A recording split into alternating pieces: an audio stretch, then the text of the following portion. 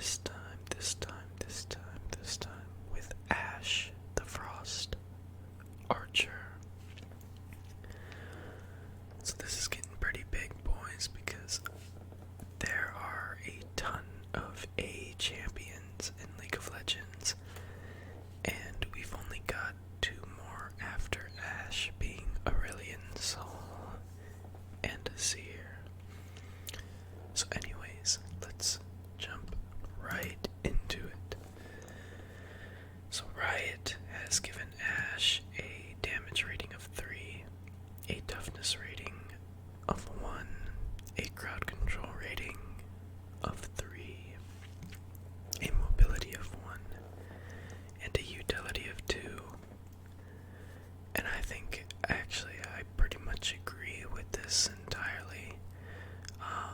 Ashe is a character that is played almost exclusively in the attack damage carry role, and Riot has also given her a difficulty of 1, which I can also somewhat agree with. Ashe's difficulty comes with using her passive correctly to kite basically melee champions that would try to harm you.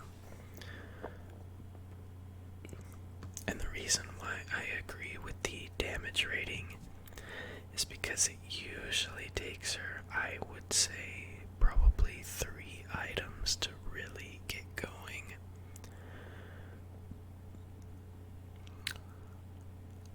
And overall, in terms of being an attack damage carry, I feel like she is taken more for her powerful ultimate, as well as for her ability to provide vision coverage of the jungler with her E, which is an ability that can really let you kind of see the entire map almost, which is neat.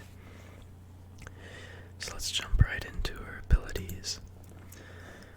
Ashe's Q is she builds up Ranger's focus by attacking, and at maximum focus, she can recast it to consume all of these stacks of the focus, where she'll get a bonus in attack speed, and her autos transform into a powerful flurry.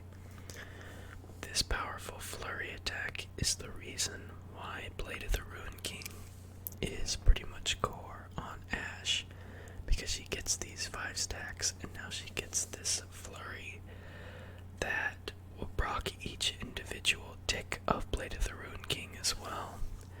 So Ashe can potentially just destroy melee tank characters. And being an Udyr player where you rely almost entirely on your movement speed, Ashe is a champion that has really terrified me at many points because of her passive, which is Frost Shot. Ashe slows her target on auto attacks, causing her to deal increased damage to these targets. Ashe's critical strike chance, I believe, also makes the slow even stronger.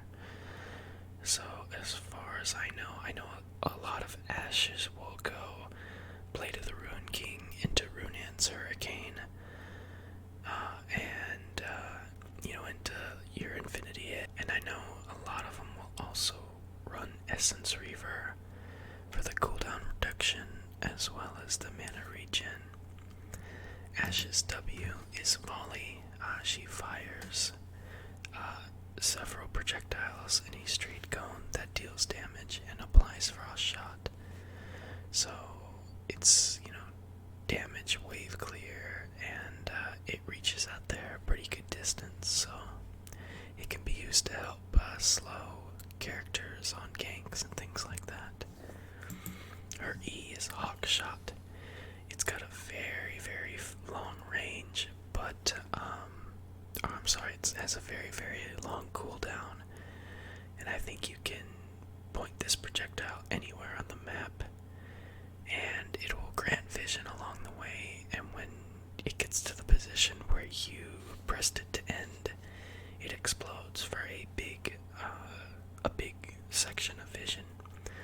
So this is used almost exclusively to identify roaming mid laners and the enemy jungler. So it provides tons of vision, which is why it's so good in not just high elo, but in competitive league play. Then we have Ashe's ult ability, which is Enchanted Crystal Arrow. She fires a straight line missile that goes at a pretty ridiculous speed, and it does not expire until it leaves the map or hits an enemy champion. It'll deal damage, and based on the distance that it travels, it will apply a increasing slow. So if you get hit from very long range with this ultimate, you are going to be slowed for an eternity, which is extremely annoying. But I mean, it's basically what makes Ashe so viable, is because her ultimate can just catch people and stun them for a century, and you can clean up after that and have a 4v5 advantage. Now Ashe has quite a few skins, and a lot of them are really good, so let's jump right into it.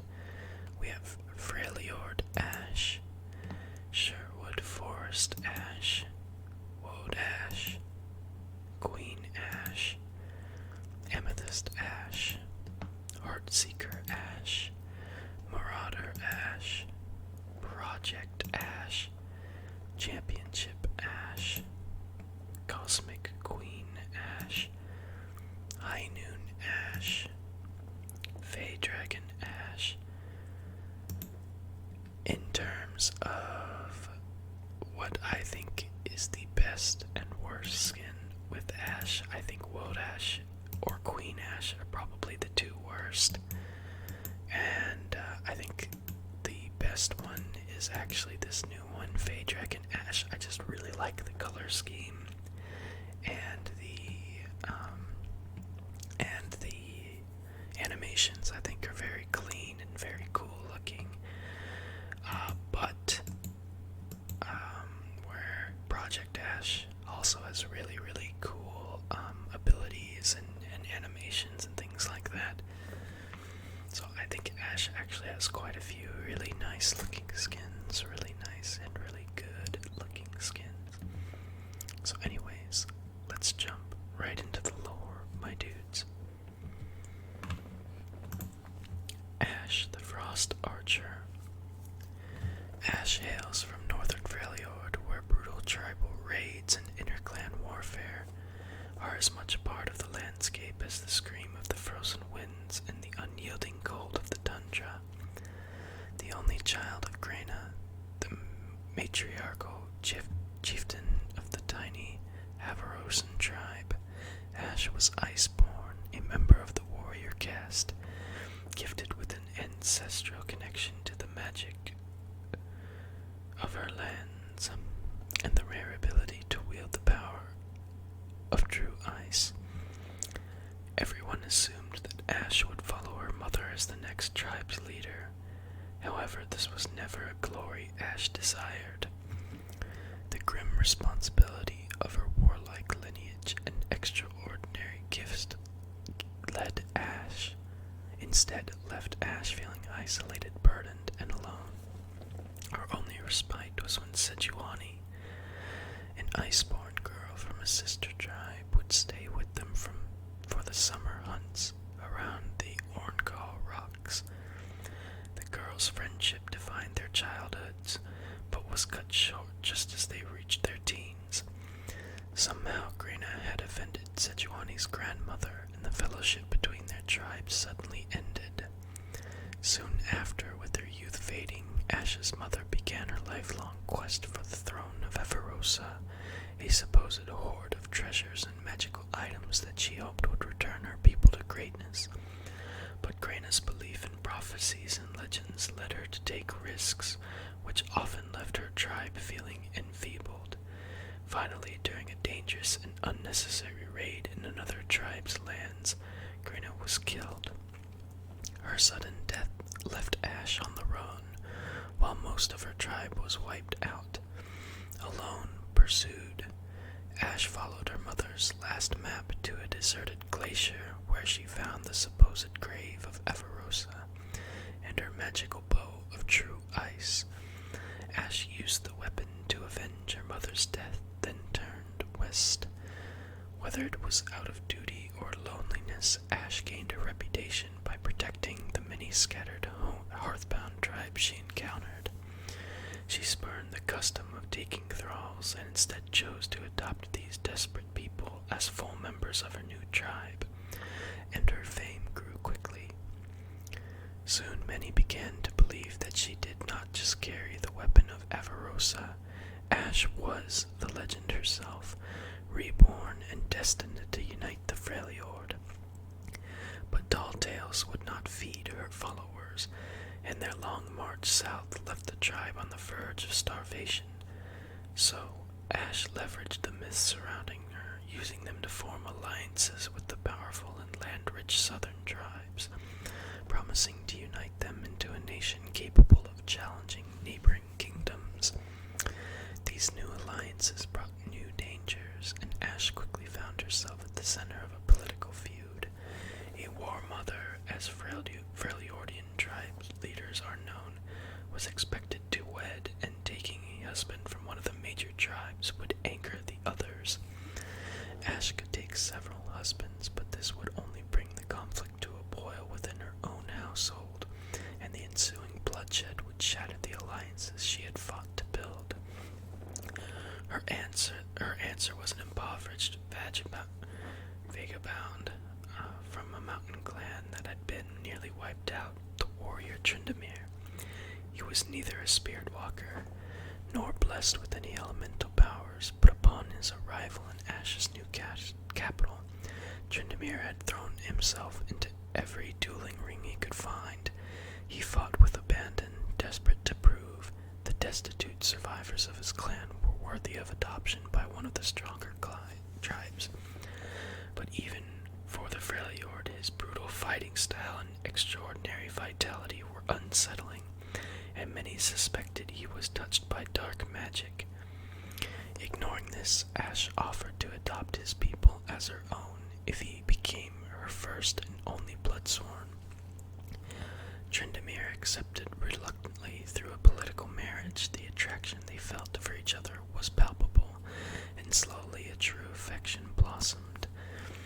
Now Ashe stands at the head of the largest coalition of Freljordian tribes in many generations. Even so, the unity she would bring rests upon an uneasy peace, threatened by internal intrigues, foreign powers, the growing violent horde of the Winter's Claw, and a supposed destiny that Ashe must at least pretend to believe. So thank you guys so very much for joining me again on another episode of Champion Overview and Lore A to C with Ashe the Frost Archer. As always, if you guys liked the video, feel free to drop a like, comment, or a subscription. It definitely helps me out a lot. And I hope to see you guys in the next episode. Take care and stay safe,